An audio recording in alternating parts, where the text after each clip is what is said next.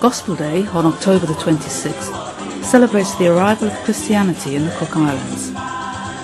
Each year, the 6 Cook Islands Christian churches on Rarotonga come together to perform nuku, religious dramas.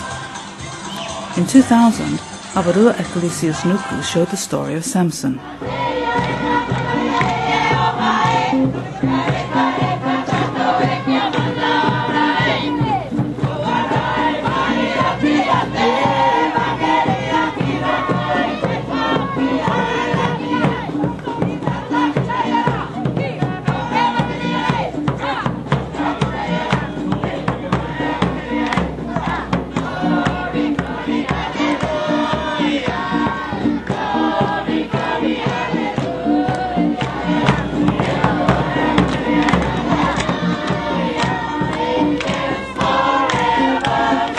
Samson lived when the Israelites were ruled by the Philistines.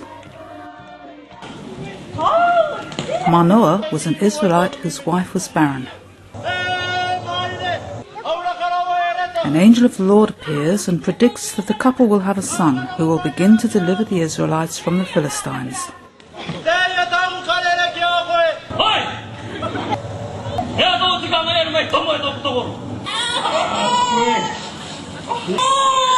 The promised child must be raised as a Nazirite and must not shave or cut his hair.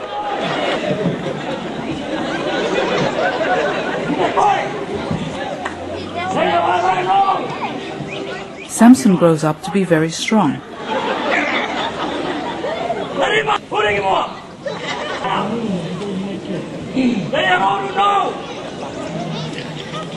And his father tells him the secret of his strength lies in never cutting his hair.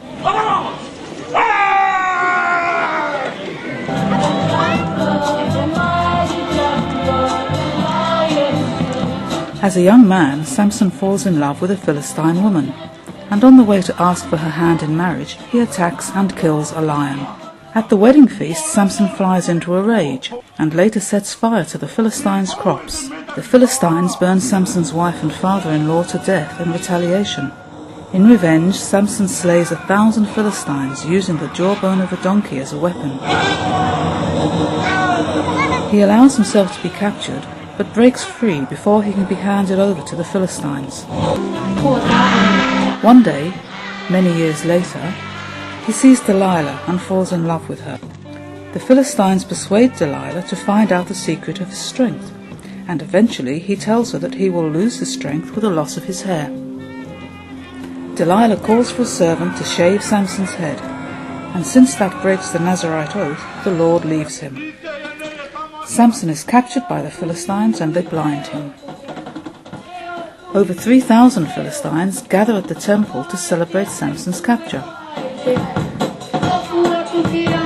Samson leans against the temple pillars and calls on the Lord to restore his strength one last time. Then he pulls the temple down on the rulers and all the people in it. So he kills many more as he dies than while he lived. After his death, Samson's family recovers his body from the rubble and buries him near the tomb of his father, Manoah.